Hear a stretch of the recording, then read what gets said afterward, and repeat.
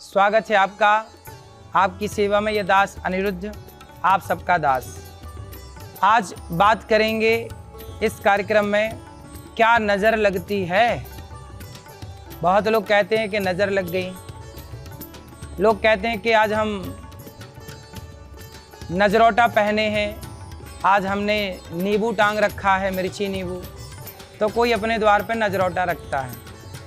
बात यह है कि क्या नज़र होती है या ये केवल बातें हैं। देखिए, जब लाला को, कन्हैया को नज़र लगती तो माँ यशोदा गाय की पूंछ से नज़र उतारती है। नज़र लगती है, ये बात बिल्कुल सही है कि नज़र लगती है। और कई बार ये कहा जाता है कि कुछ लोग अपने कर्मों का फल भोगते हैं, उससे भी नज़र का बहाना बना के टाल देते हैं। ये भी एक पहलू है, ये भी एक पक्ष है। पर सच्चाई ये है कि बच्चों को, आपके काम को, आप बहुत अच्छा चल रहे हैं, बहुत अच्छा जा रहे हैं, कि तभी किसी ने कह दिया वाह आपने ये कर लिया, वो पा लिया।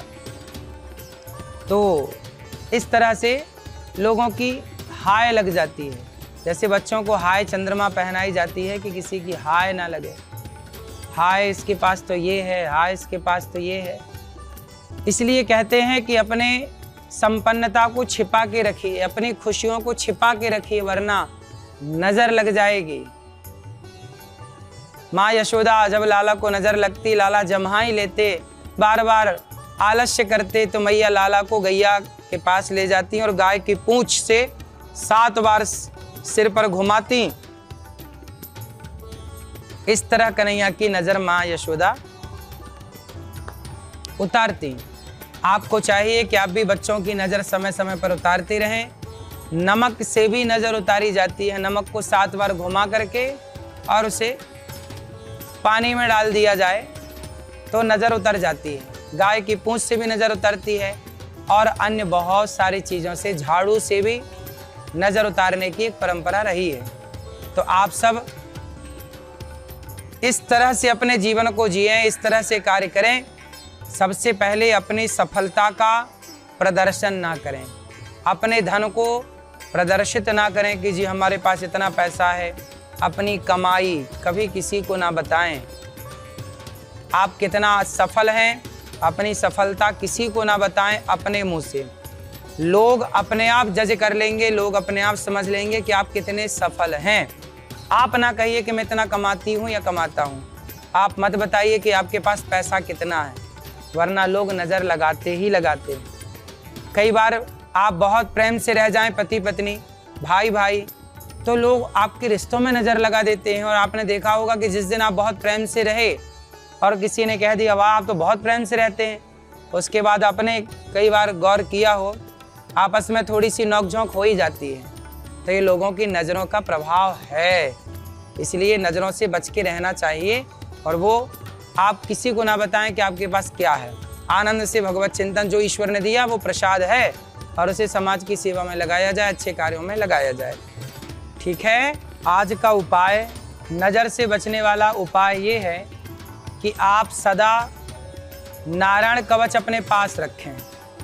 श्रीमन नारायण का नाम जप करें और नारायण कवच का पाठ कर सकते हैं। आपको याद है तो ठीक है, वरना एक पुस्तक ले लें नारायण कवच की और नारायण कवच का पाठ रेगुलर करें। उससे आपको कोई भी संकट नहीं होगा, कोई भी नज़र और कोई भी नकारात्मक ऊर्जा कभी आपको परेशान नहीं करेगी। तो आप सुदर्शन भगवान का स्मरण करिए, या फिर ऐसा करिए कि आप, जैसे भगवान नारायण के हाथ में क्या होता है, शंख और चक्र। तो जो चक्र होता है वो चक्र आप भगवान का पूजन करें, स्मरण करें और वो चक्र अपने पास रखें। चक्रम युगांता नलतिग्मनयमी भ्रमत समन्तात् भगवत प्रयुक्तम। तो सुदर्शन चक्र भगवान का जैसे सारे दैत्यों को मिटाता है, समाप्त करता है, ऐसे आपकी ओर बढ़ने वाली हर नेगेटिविटी, नकारात्मकता एक चक्र, जैसे आप ध्यान से देखेंगे, देखिए ये बीच में देखिए तिलक है, फिर ये शंख है और ये चक्र है। इस तरह से शंख, चक्र, तिलक कहीं ना कहीं अपने शरीर में अपने आसपास रखिए इस तरह से। इससे क्या होगा, आप कभी किसी नज़र से, किसी नकारात्मकता से सदा सदा के लिए बच पाएंगे। और आप इस तरह से शंख चक्र तिलक अपने द्वार पर भी रख सकते हैं ताकि आपका घर भी बच जाए। कुछ लोग वो नजरौटा राक्षस टाइप के एक फ़ोटो टांग लेते हैं, वो उसकी ज़रूरत नहीं पड़ेगी। कुछ लोग अपने घर पर जूता टांग लेते हैं, टायर लटका देते हैं नज़र से बचने के लिए। इन सब की कोई आवश्यकता नहीं है। अपने घर के ऊपर झंडा, भगवान का झंडा श्री हनुमान जी का, हाथ वज्र और ध्वजा विराजे, और अपने द्वार पर शंख चक्र तिलक, शंख चक्र तिलक जरूर लगाएं। चक्र भगवान को स्पर्श करा के, भगवान का स्पर्श करके, उसमें श्रीमन नारायण का स्मरण करके वो चक्र अपने पास सदा रखें, तो सदा आप नज़रों से बचेंगे, हर बुरी नज़र से बचेंगे। राधे राधे। बुरी नज़र वाले तेरा मुंह काला, ऐसा आपने बार बार सुना होगा। और नज़रों से बचाने के लिए, हर बुरी नज़र से बचने के लिए आपको चाहिए कि आप सदा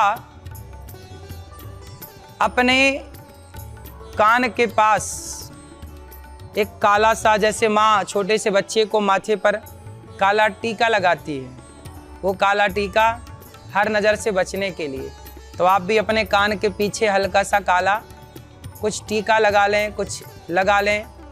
और हाथ में सदा रक्षा सूत्र पहने, भगवान को स्पर्श करा के और रक्षा सूत्र पहने। आपके हाथ में सदा रक्षा सूत्र होने से वह आपको हर बुरी नज़र से बचाता है। आपके पास तुलसी की माला होनी चाहिए, आप गले पे तुलसी की माला पहने, ताकि तुलसी हर नकारात्मकता को रोकती है, इसलिए लोग तुलसी की माला पहनते हैं। रुद्राक्ष की माला पहनते हैं, चाहे रुद्राक्ष हो चाहे तुलसी हो, आप गले में तुलसी और रुद्राक्ष को अवश्य धारण करें, ताकि आपके ऊपर, आपकी ओर बढ़ने वाली हर नेगेटिविटी, हर नकारात्मकता को तुलसी भी समाप्त करती है, रुद्राक्ष भी समाप्त करता है।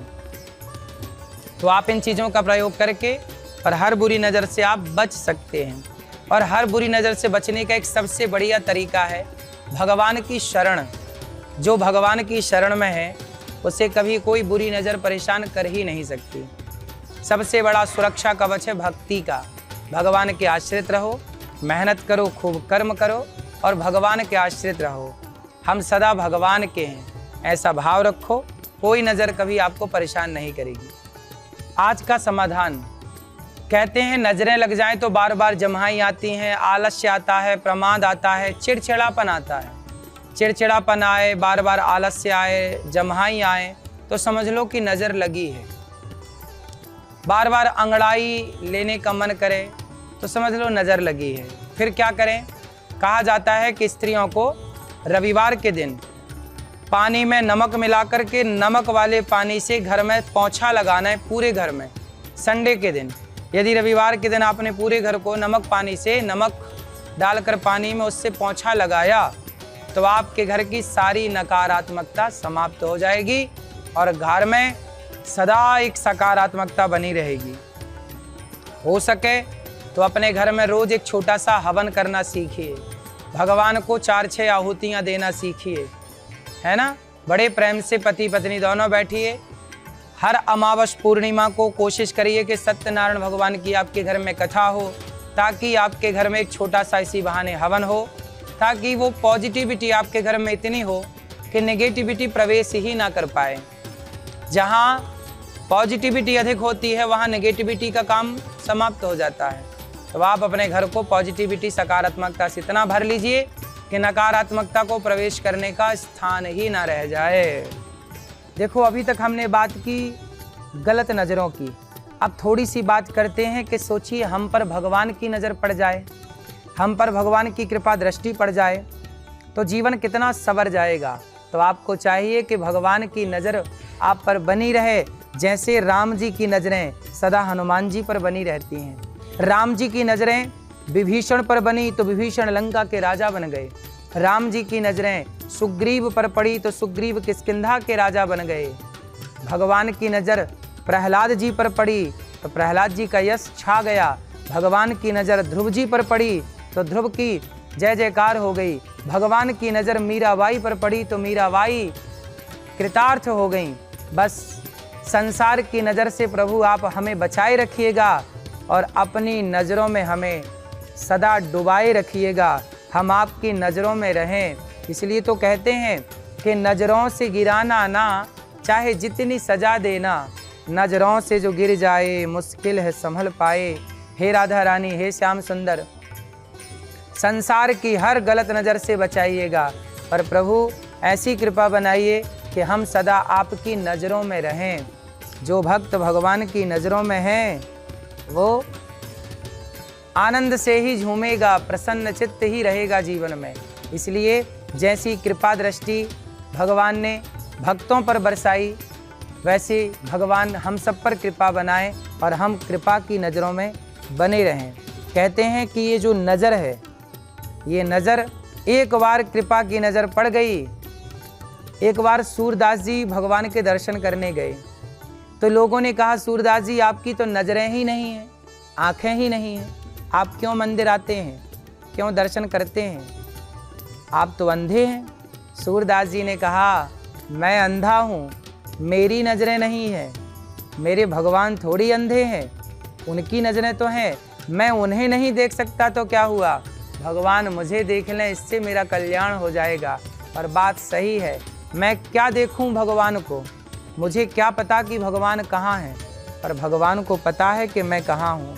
इसलिए प्रभु आप अपनी नज़रों में सदा बनाए रखिएगा, आप अपनी नज़रें दास अनिरुद्ध पर, हम सब पर ऐसी बनाइएगा कि आपकी नज़रें कभी हटे ना, कृपा दृष्टि कभी हटे ना। राधे राधे।